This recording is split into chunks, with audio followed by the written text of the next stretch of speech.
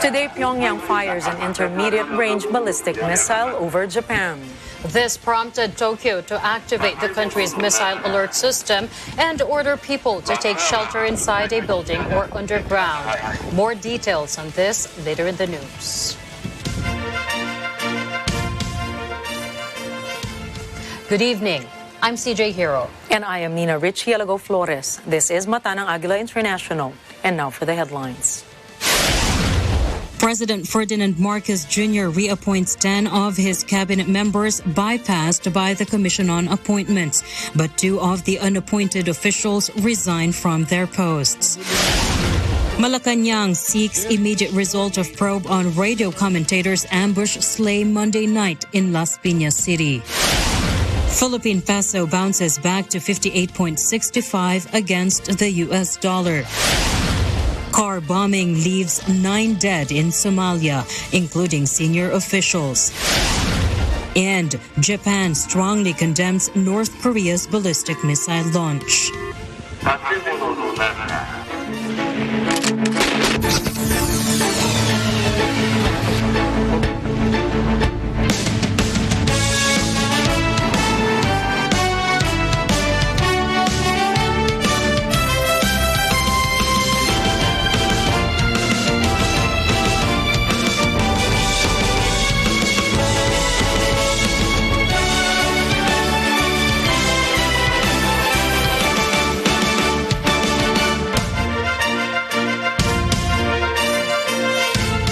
President Ferdinand Marcos Jr. has reappointed cabinet members bypassed by the Commission on Appointment due to lack of time. Eden Santos has the details.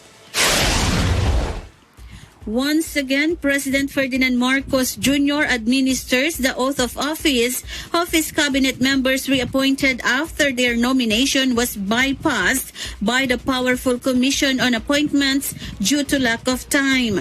The oath takers include Finance Secretary Benjamin Jokno, Public Works and Highway Secretary Manuel Bonoan, Trade and Industry Secretary Alfredo Pascual, Social Welfare and Development Secretary Erwin Tulfo, Transportation Secretary Jaime Bautista, Science and Technology Secretary Renato Solidum, and Energy Secretary Rafael Lotilla. Other cabinet members who also took their oath are Migrant Workers Secretary Susan Tuts Ople, National Economic and Development and Socio-Economic Planning Secretary Arsenio Balisacan, and Human Settlement and Urban Development Secretary Jose Acuzar. Early Tuesday, Malacanang said Executive Secretary Lucas Bersamin also took his oath before the President, replacing former Executive Secretary Victor Rodriguez. The President did not reappoint Press Secretary Trixie Cruz Angeles, Information and Technology Secretary Ivan Uy, and Rodriguez, who instead said will be the Presidential Chief of Staff. But Chief Presidential Legal Counsel Juan Ponce Enrile earlier advised the President that the function of the COS is within the duty of his office. In an interview with the Palace reporters, Bersamin said Rodriguez is no longer part of the President's cabinet. He also denied that there is Administrative Order Number 1 creating the position of the Presidential Chief of Staff. Eden Santos reporting for Mata ng Agila International. Trusted, connected, on point. Commission on Audit Chairman Jose Calida has resigned from his post. Executive Secretary Lucas Bersamin said President Ferdinand Marcos Jr. has accepted Calida's resignation. Bersamin did not elaborate on Calida's reason for resigning. He was appointed to the position by former President Rodrigo Duterte but was bypassed by the Commission on Appointments along with other constitutional officials to give way for the nominees of the then incoming administration. Calida was appointed by President Marcos for the same post, but he was again bypassed by the CA due to lack of time. In a statement from COA's Information Office, it said that the chairperson was one of the officials who was bypassed by the CA, and it is unfortunate that his name was not included in those reappointed today. The COA added that it would wait for the President's new appointment. Malacanang confirms the resignation of Press Secretary Trixie Cruz Angeles. Senior Deputy Executive Secretary Hubert Guevara said Angeles has resigned today, October 4, due to health reasons. Guevara said they are addressing the Office of the Press Secretary, addressing her resignation, and are in the process of looking for a replacement. According to Guevara, Angeles has progressed to certain medical conditions, and she has stopped addressing that while she was Press Secretary. In a Facebook post, Angeles posted, "Road trip on Wednesday. Maybe I'll see you smile." 2 days after his trip to Singapore, President Ferdinand Marcos Jr. described how productive his weekend was. Let's find out with this report from Vin Pascua. President Ferdinand Marcos Jr. himself took note the importance of his alleged weekend getaway in Singapore over the weekend to attend the Formula One race.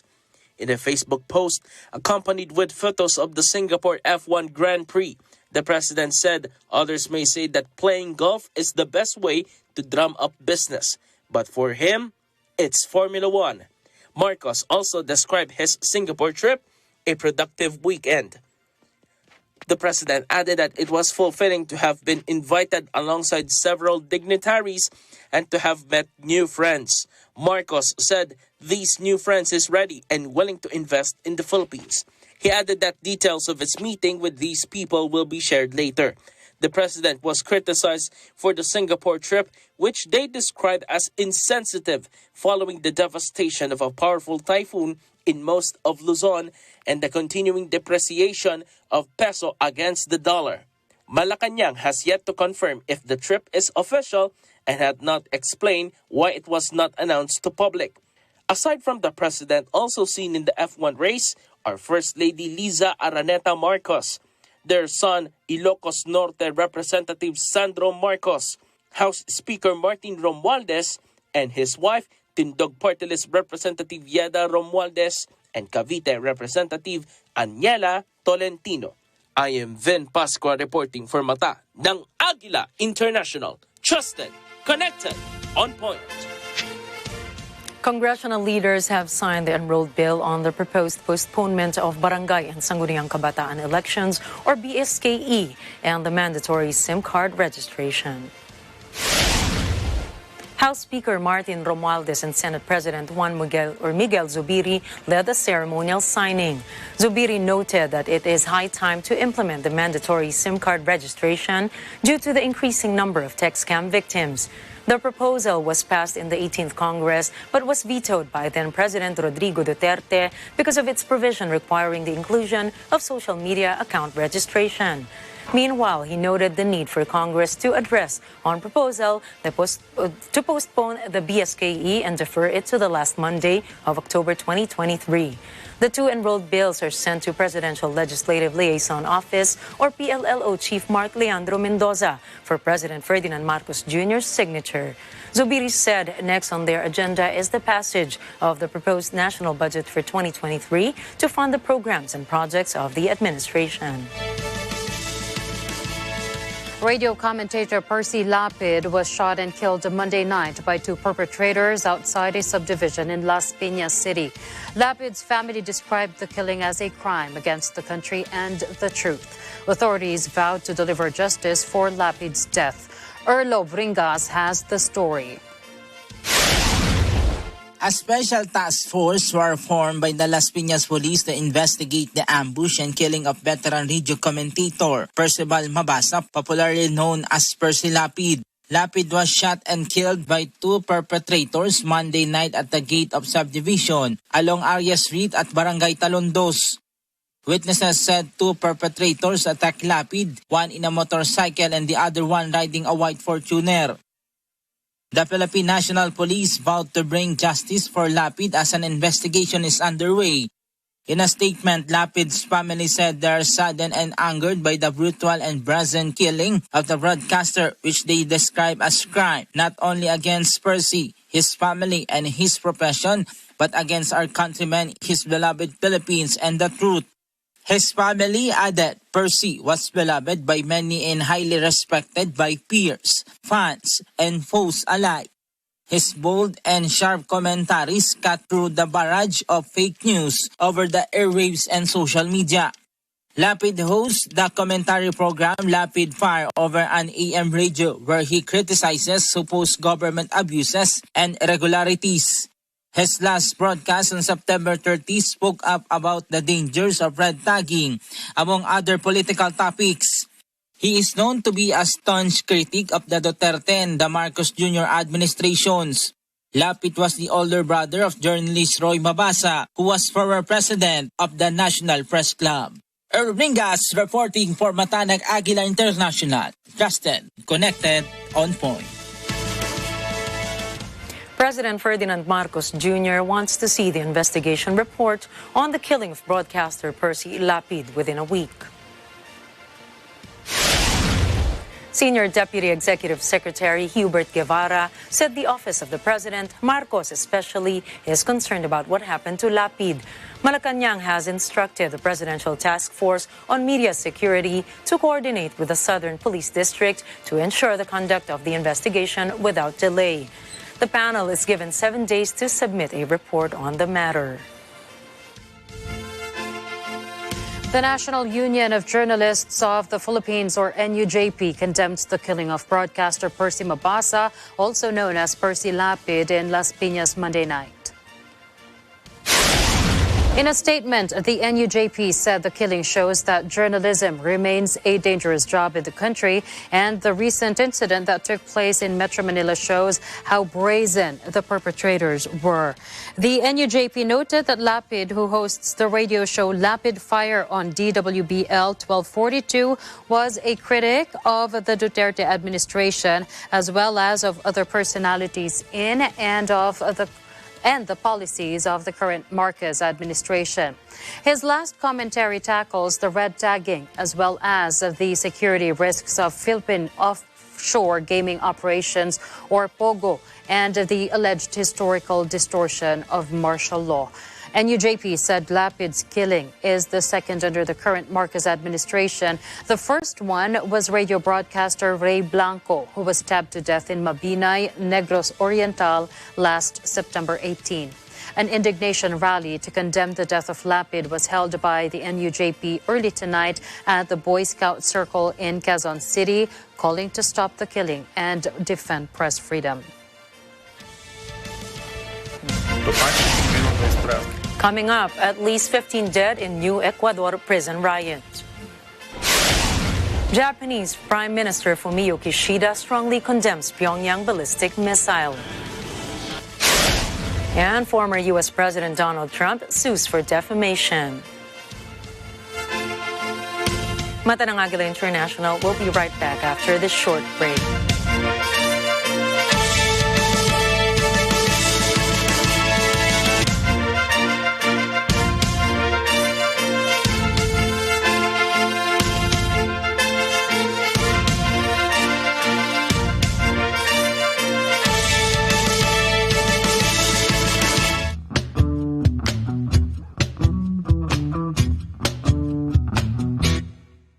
Quezon City, sarap panoorin.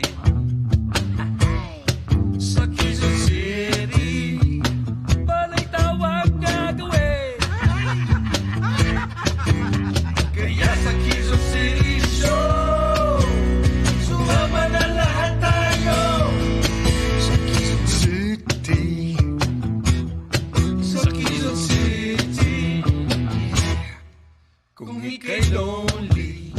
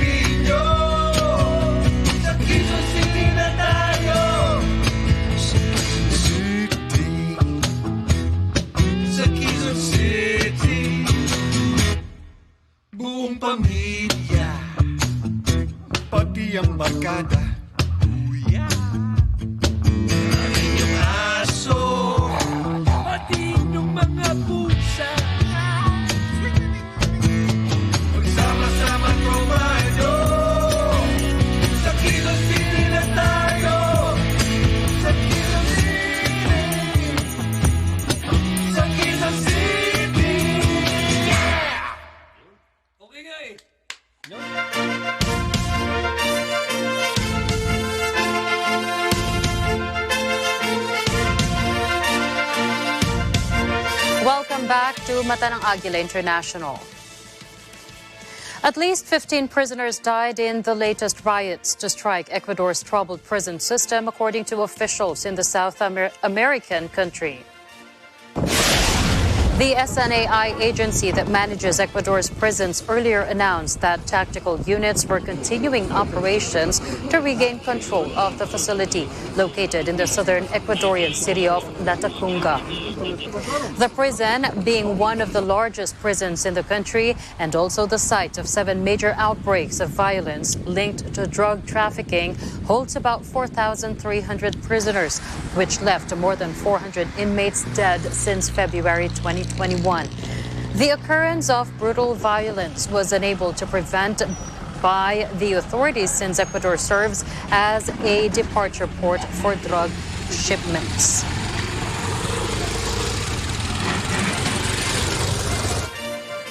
Two car bombings in central Somalia have left 9 people dead. The 2 cars packed with explosives were detonated minutes apart outside local government offices in Beledweyne. The city is at the heart of recent offenses against Al-Qaeda-linked militants who control swaths of Somalia. The militants have claimed responsibility for the explosions. Among the dead were senior regional government officials. 10 others were injured. Witnesses say the blasts destroyed nearby buildings. Pyongyang fired a ballistic missile over Japan for the first time in 5 years Tuesday, triggering Tokyo to activate its missile alert system and issue a rare warning for people to take shelter. People in the north of Japan, including Hokkaido Island, reportedly woke up to the noise of wailing sirens and text alerts that read, "North Korea appears to have launched a missile. Please evacuate into buildings or underground." As the missile flew overhead, they were warned to look out for falling debris.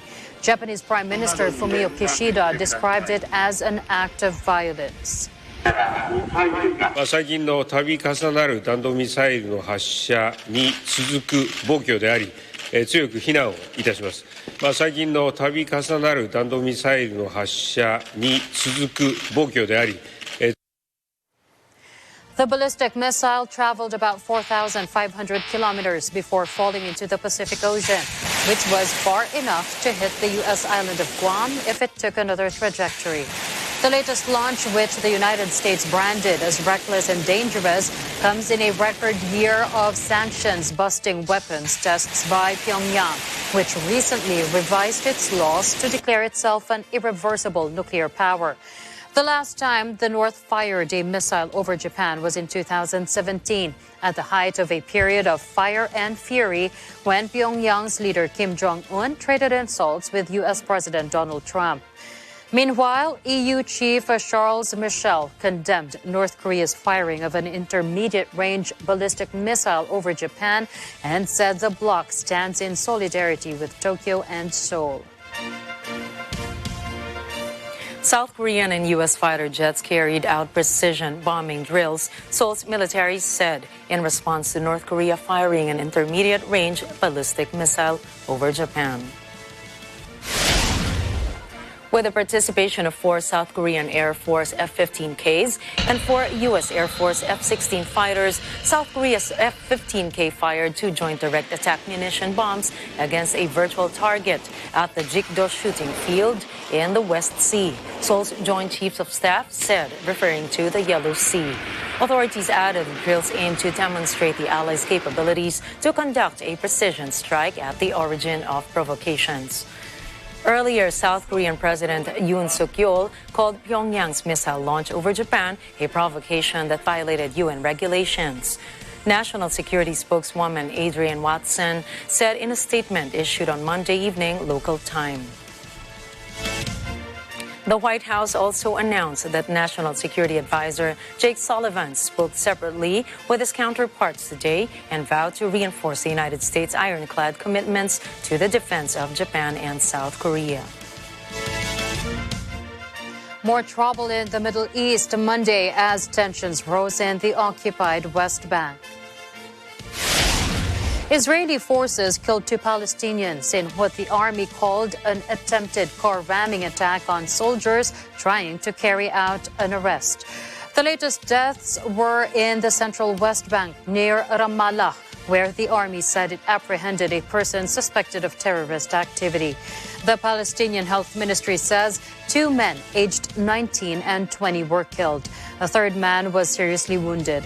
A general strike was called in Ramallah.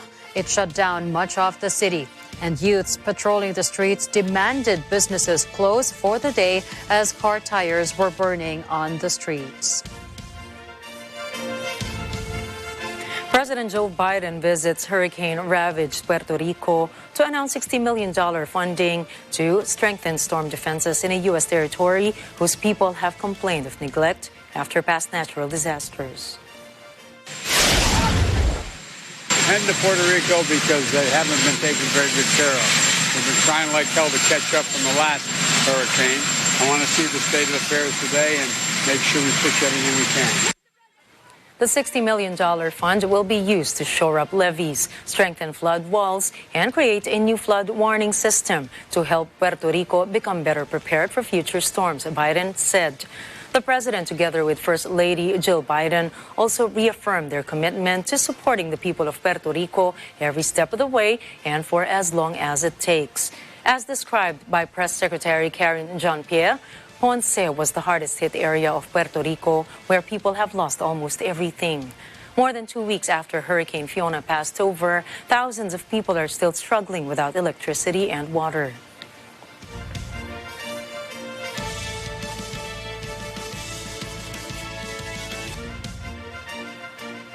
For his part, President Biden assured Ponce's residents that they came in person to show all Americans with them, and the government is taking responsibility.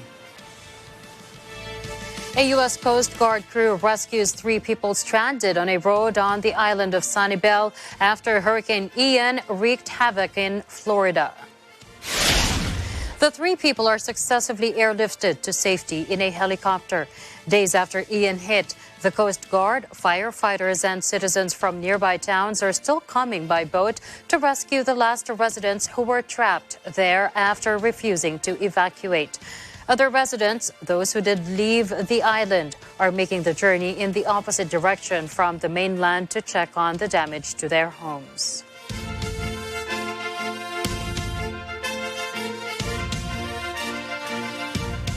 At least 3 people drowned and nearly 20 others were missing off the Bangladesh coast after a boat carrying Rohingya refugees sank in rough weather on Tuesday, authorities said. Dreadful conditions in Bangladesh refugee camps cause hundreds of people each year to pay smugglers for passage out of the country. 2 Coast Guard search boats were struggling to rescue survivors after a fishing trawler bound to Malaysia was troubled in the Bay of Bengal. The vessel sank near southern Cox's Bazar district, the site of camps that are home to around 1 million Rohingya refugees, carrying at least 65 passengers from several coastal towns. Police Inspector Nur Mohammed said at least 3 bodies aged between 18 and 20 had washed ashore at the coastal town of Halbunia. 45 of them were already rescued, 41 Rohingya refugees and 4 Bangladeshis. And in an effort to save the missing 20 passengers, a rescue operating is still ongoing. Former U.S. President Donald Trump sues CNN, accusing the cable television news network of defamation and seeking $475 million in punitive damages. Trump, in the lawsuit filed in a U.S. district court in Florida, accuses CNN of waging a campaign of libel and slander against him because it fears he will return for president again in 2024. According to the complaint, CNN has sought to use its massive influence, purportedly as a trusted news source, to defame Trump in the minds of its viewers and readers for the purpose of defeating him politically. Trump says that in the coming weeks and months, his party will also be filing lawsuits against a large number of other fake news media companies for their lies, defamation, and wrongdoing, notably regarding coverage of the 2020 election.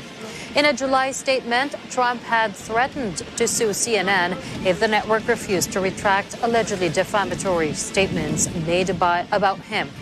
The lawsuit contains excerpts from CNN's response to Trump in which it stood by its reporting and declined to make any retractions. Trump says he filed the suit to vindicate his reputation as a dedicated public servant and to establish CNN's liability for the harm it has caused to his reputation by the false, defamatory, and inflammatory mischaracterizations of him. Up next, Indonesian Regional Police Chief apologizes for stadium disaster. An official says Kyiv's counterattacks on Kherson have failed. And Fivolks logs 11 volcanic quakes in Taal in 24 hours. More stories from around the globe when Mata ng Agila International returns.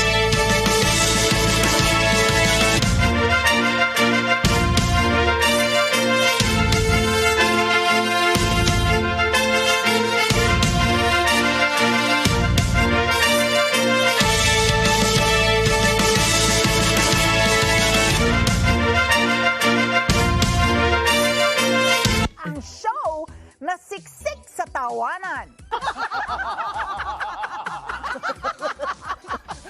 Anong una natin gagawin? Ang show na laging may baong pampagood vibes. Alas 9:12, kasi alam mo naman pag tatlong mga marites, kalagkarin. Kalagkarin, ang palakpakan, ang utak sa likod ng ASPN. Ang show kung saan mahalaga ang bawat opinyon nyo sa mga maiinit na issue ng bayan. Ayan, i-compute mo na kung magkano sa halagang 50. Yan! Hindi, joke lang. May tawad ako? 30 na? Ayan, ma'am. Tawad na yun. Mga issue ang kasagutan ay sa programa natin unang napanood at napakinggan. Kaya naman gawing morning habit na ang panonood ng ASPN. Ano sa palagay nyo? Lunes hanggang Biyernes, alas 8 hanggang alas 10 ng umaga, mapapanood nyo ang ASPN sa Net25. Talo tayo pag together, wala talo pag together, let's get together sa Net25. Araw-araw may bagong kaalaman. Dahil sa Tony Knows, everybody knows! Your Kuya Tony Petgaba na hindi naubusan ng tips. Siyempre, from DIY to life hacks, sagot ko na yan. Saan ka pa? Let's all play together. Let's have fun together. Tara na, sumali at makigulo sa aming Kada Challenge. Sa kada umaga, kompleto na ang inyong umaga.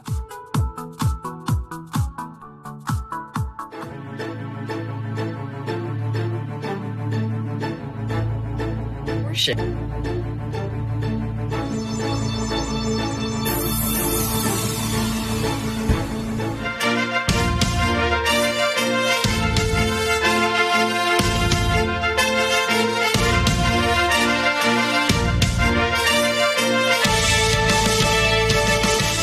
Welcome back to Mata ng Agila International. The police chief in Indonesia's East Java province apologizes for the shortcomings of security measures in the deadly stadium riot, killing 131 people. Prihatin dan turut menyesal sekaligus minta maaf di dalam proses pengamanan yang sedang berjalan pada. As public anger grew, police moved to punish those responsible for the crush in the city of Malang that witnesses say started when officers fired tear gas into packed stands to quell a pitch invasion. Nico Afinta is Java police chief, vowed to carry out the law on anyone found guilty, especially the officers, after the ongoing humanitarian process. The police chief also said they will evaluate the process with the organizer, League Committee, and Football Association of Indonesia. This is to assure that in the future, the country can hopefully hold safe and convenient football matches, Afinta further said. In the wake of the football riot in Indonesia that killed at least 131 people, a football expert says that the country needs to learn about crowd dynamics at sporting events. After the hometown team lost a match Saturday, fans in the city of Malang stormed the playing field. In an effort to disperse the crowd, police fired tear gas. The victims included 32 children who died in the stampede. Indonesian football journalist Firzi Adrian Idris says one of the worst things that was done was resorting to tear gas. Idris, authorities have to learn how to manage unruly crowds.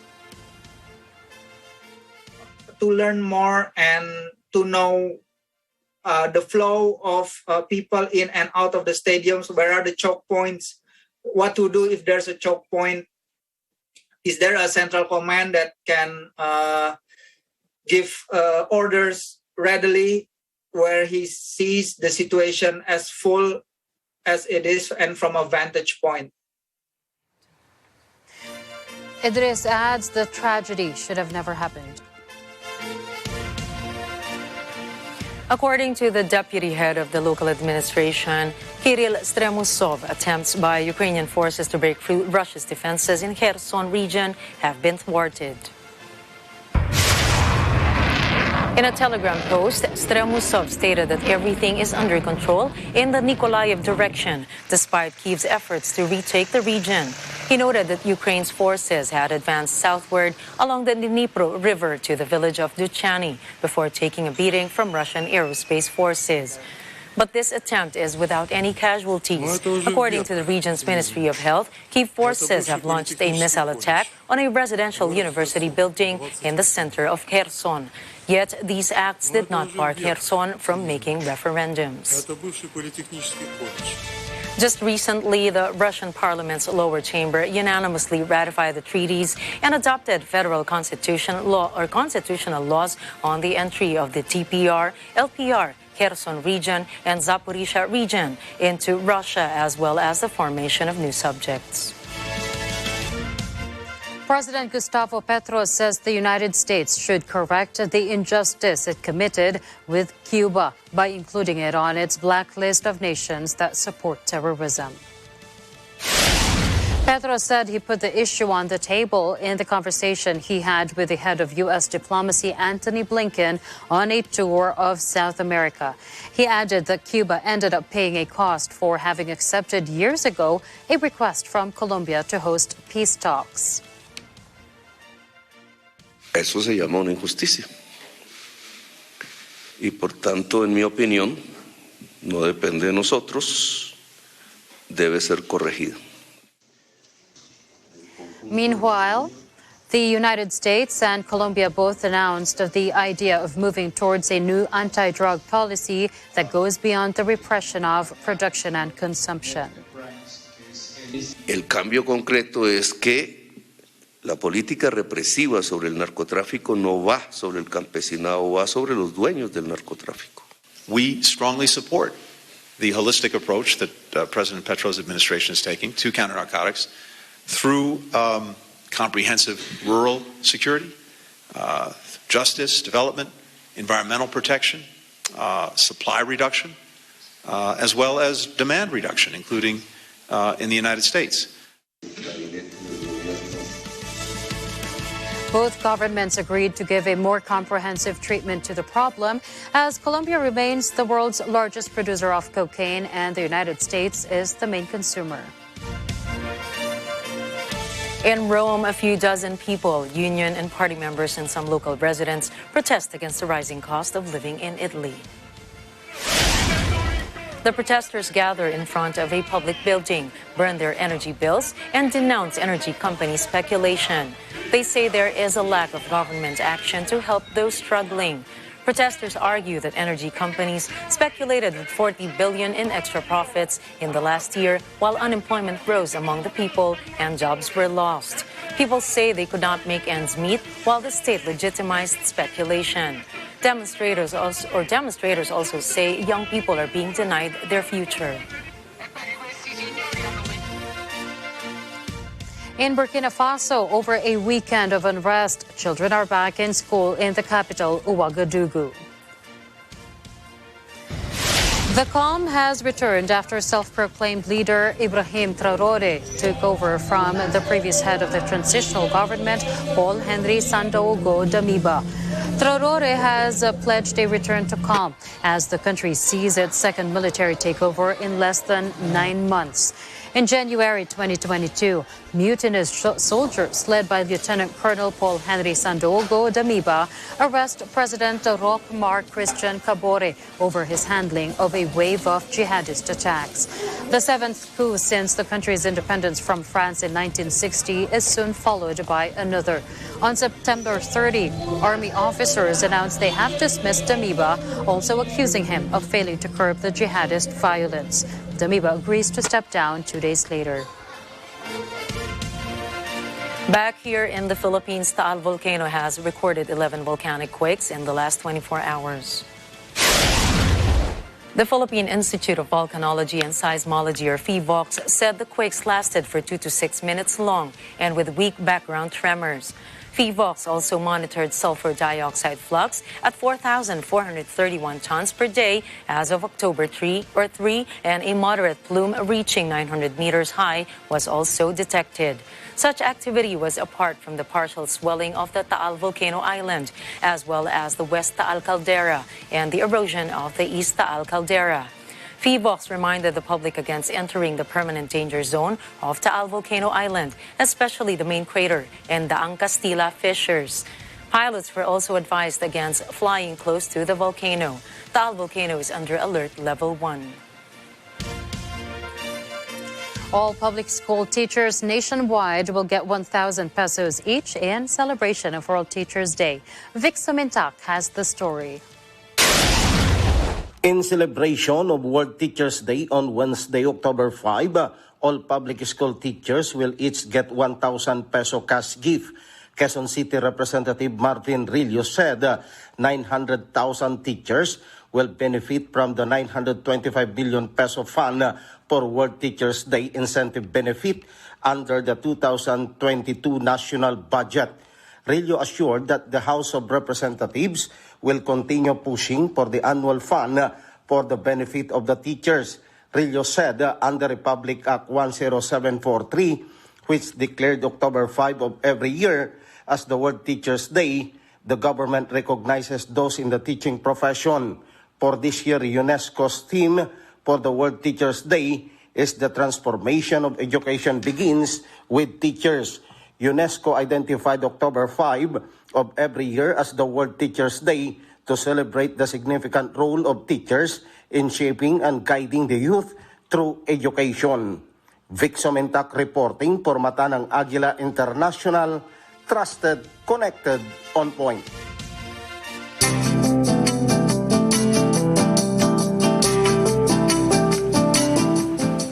United Nations Chief Antonio Guterres says addressing the losses and damage inflicted upon people across the world by the effects of climate change is a moral imperative which cannot be ignored. Guterres says COP27 must be the place for action on this issue. A third of Pakistan flooded. Europe's hottest summer in 500 years. The Philippines hammered. The whole of Cuba in blackout. And here in the United States, Hurricane Ian has delivered a brutal reminder that no country and no economy is immune from the climate crisis. On the central question of loss and damage, we know people and nations are suffering now. They need meaningful decisions now. Failure to act on loss and damage will lead to more loss of trust and more climate damage. This is a moral imperative that cannot be ignored, and COP27 must be the place for action on loss and damage. Your words regarding the referendums and the annexations, they've been saying that launching a zero extinction plan for its unique wildlife, Australia listed a small wallaby among 15 new threatened species. With shrinking habitats due to human activity and extreme events, many of Australia's species cling to existence. For his part, Prime Minister Anthony Albanese's government introduced a new 10-year scheme that aims to stop the extinction of 110 priority species and shield 20 priority places from further degradation, while also conserving at least 30% of Australia's landmass.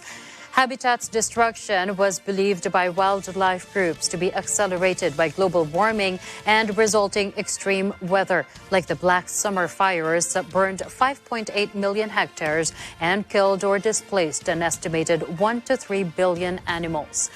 According to Environment Minister Tanya Plibersek, to give wildlife a better chance, listing species as threatened under national law serves as a critical step in protecting the species and habitats in need of urgent help.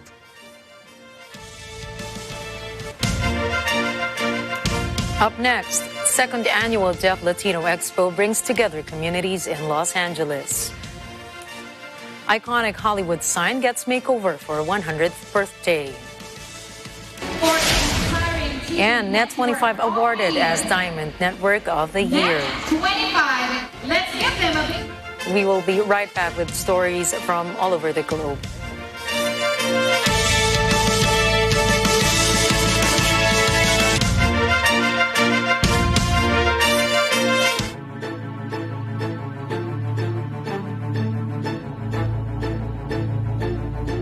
Init na talakayan. Nauna po tayo sa Asia. Dapat hindi tayo kulelat katulad ngayon. Bayad na ito, may krisis na darating na kuryente, pwede natin pag-aralan kung dapat paanda rin to. Sa tingin mo ba, ito'y magtatapos sa magandang kinabukasan sa panahon ng isang Marcos ulit?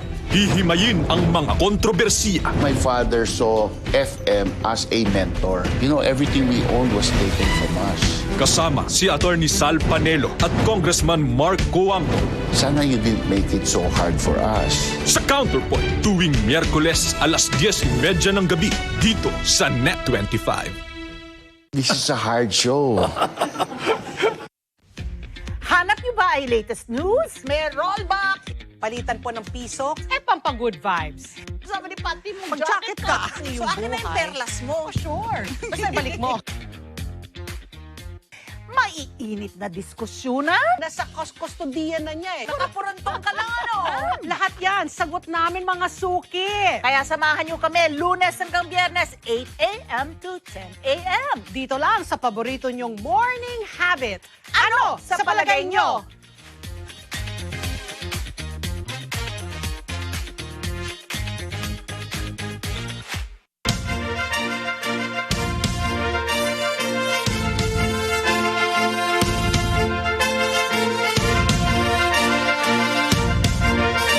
Welcome back to Mata ng Agila International. U.S. Health Agency CDC releases a report on the status of adult obesity in America, and it's a wake-up call for a large population of the nation's residents. For more information, here's Rosel Feria from our Washington, D.C. Bureau.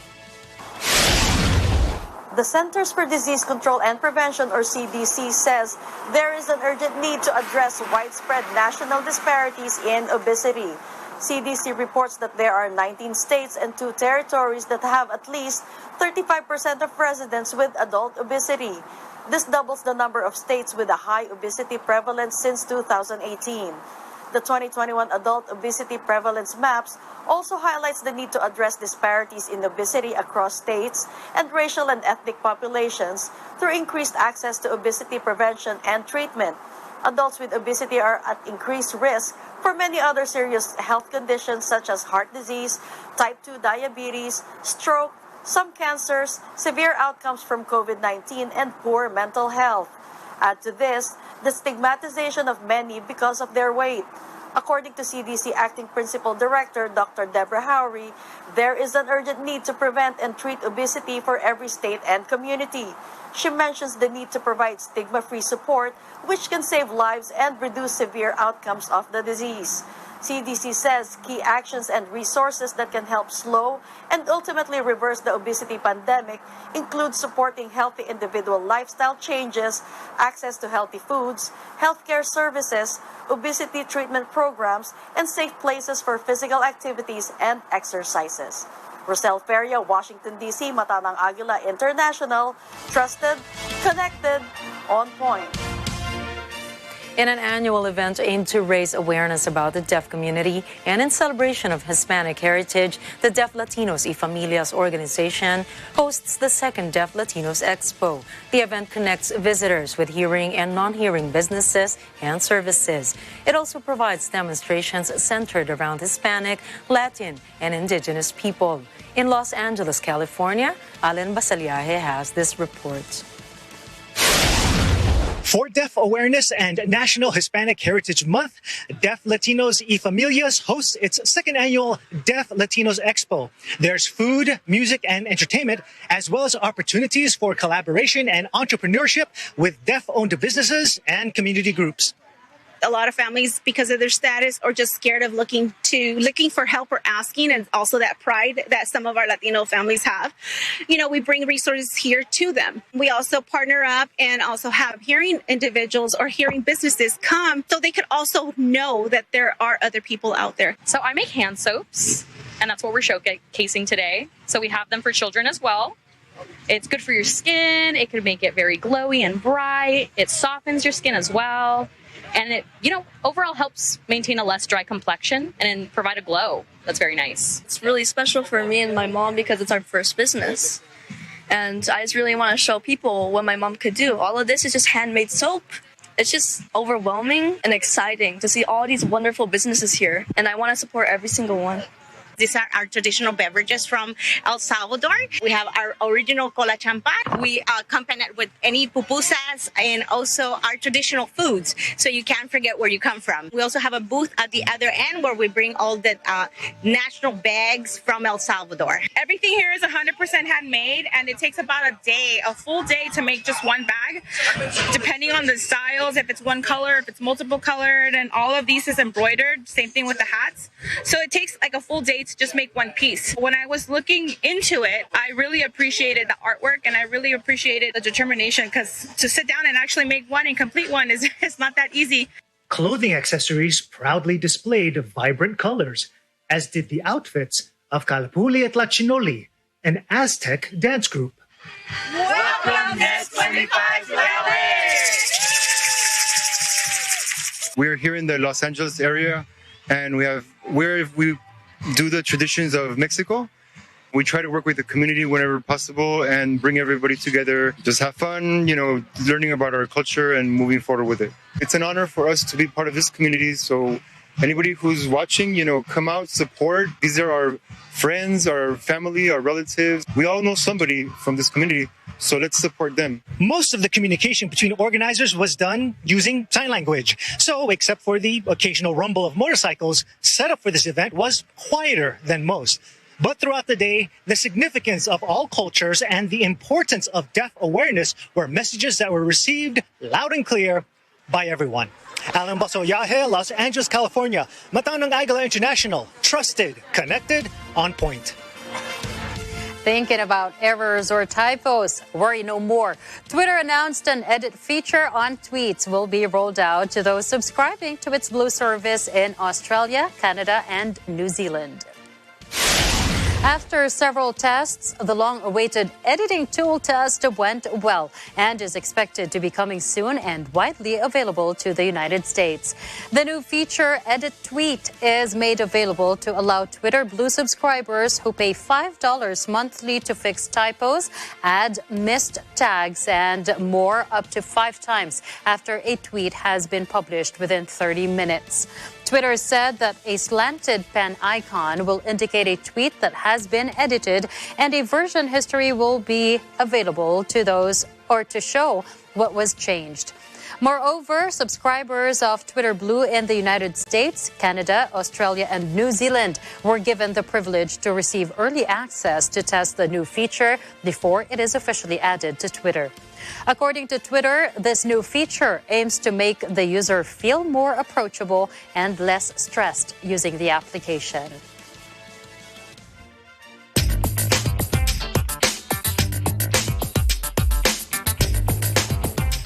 The Philippine peso bounced back and strengthened against the U.S. dollar today at 58 pesos and 65 centavos.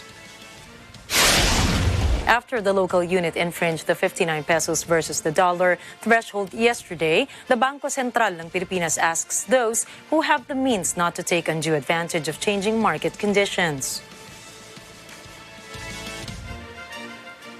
The BSP also announced it would take steps to manage any disruptions in the country's financial market. The United Nations urges central banks to loosen their belts to avoid a global recession. The UN says financial tightening risked pushing the world into grim, prolonged stagnation. The UN Conference on Trade and Development, or UNCTAD, once again revised down its growth forecasts for the world economy. From 2.6 in March, it now projects the growth to 2.2% this year and further deceleration to 2.2% in 2023. The agency says inadequate financial support could leave developing countries exposed to the prices of debt, climate shocks, and pandemic recovery. We are in a world of cascading and interconnected crises: climate change, COVID-19, and the war in Ukraine. As the Secretary General of the UN has said, we are in a perfect storm. It is a difficult moment, no doubt, for all of us, but also for policymakers, because choices matter. Today we need to warn that we may be on the edge of a policy-induced global recession. UNCTAD General or Secretary General Rebecca Greenspan says nothing is inevitable. There are tools to calm inflation and support vulnerable people across the world. She says it is a matter of policy, choices, and political will, and that the current course of action is hurting vulnerable people everywhere, especially in developing countries. Greenspan insists the course must be changed.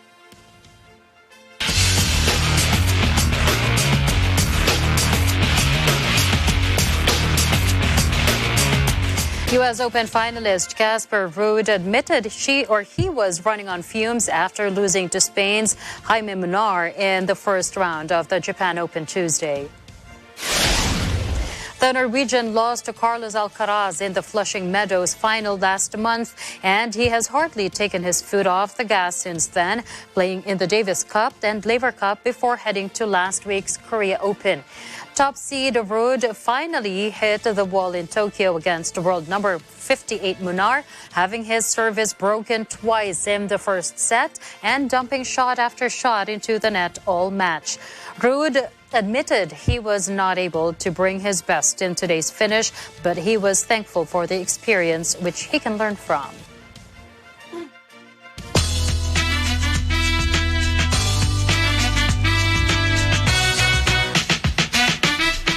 Here is a well-deserved birthday gift for reaching 100 years, a makeover.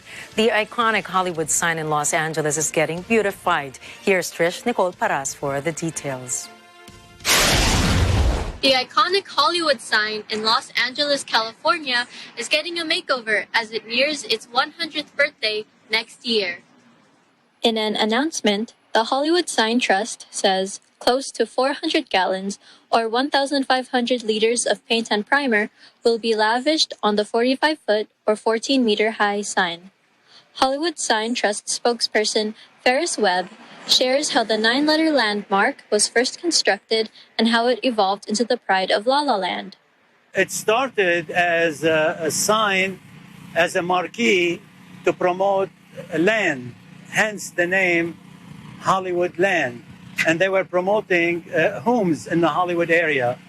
But the sign morphed into something else because that was the beginning of the movie industry and all this new technology.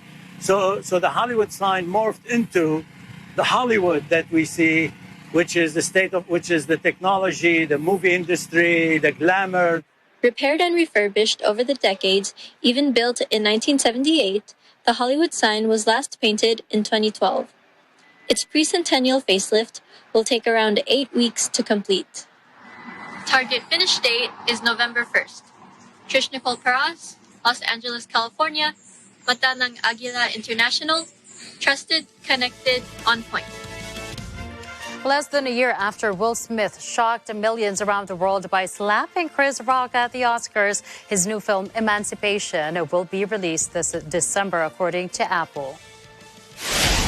The slavery drama was assumed by many to be delayed in the wake of Smith's assault on comedian Rock, which resulted in him being banned from attending the Academy Awards for a decade. But to a surprise, Apple announced the comeback of the tainted star on their latest movie, Emancipation, which will hit theaters on December 2 and begin streaming on Apple TV a week later. Apple's movie release is expected to compete at the Oscars next March, almost a year after it made history as the first streamer to win the Oscar for Best Picture with Coda. This weekend, Smith attended the pre-screening of Emancipation, in which he watched himself played as Peter, a fugitive from slavery on a harrowing journey north from Louisiana seeking freedom. Ed Sheeran is headed to court over another copyright lawsuit against a 2014 single, Thinking Out Loud. A judge has ruled that Sheeran must go to trial over accusations he allegedly copied Marvin Gaye's 1973 single, Let's Get It On, for his 2014 hit. The singer's lawyers have tried to have the case dismissed, contending that the alleged similarities, the chord progression, and harmonic rhythm are not copyrightable. Yet the plaintiffs strongly argue that the specific combination of those elements is legally protected. Hence, the judge has ruled that this legal issue has to be thrashed by a jury trial. The Happier singer was first sued over the alleged connection between Thinking Out Loud and Let's Get It On in 2016 by the family of the late Ed Townsend, a co-writer of the 1973 song. But that case is still pending. The current lawsuit is filed in 2018 by Structured Asset Sales, which owns a one-third stake in Townsend's copyrights. This is not Sheeran's first brush with copyright law. In 2017, he settled a lawsuit over the track Photograph, and just earlier this year, he won a plagiarism lawsuit over his hit song, Shape of You.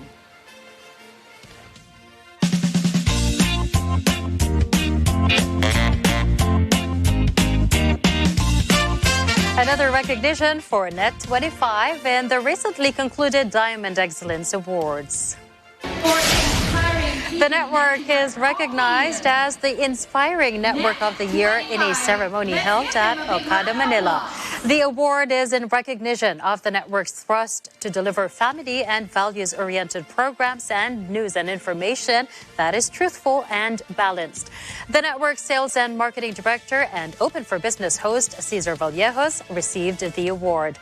Meanwhile, the TV radio program, Ito Ang Tahanan, was also recognized as this year's most creative magazine show for inspiring and educating its viewers and listeners with family-oriented content. The program host, Magdalena or Moody Jam Estrada, received the award. The sales and marketing director at Open for Business host, Cesar Vallejos. Net25 will continue to inspire you all with inspiring content. As a matter of fact, we continue to provide new content. Sa atin ito, sa mga kasamahan natin sa Ito Ang Tahanan, Net25, Radyo Agila, TV Radyo, isa na namang sumigap na nakita nagbunga ang ating pagsisikhay. Congratulations. Well, you can trust that Net25 is committed to continue delivering informative, entertaining, and values-oriented programs, be it on radio or television.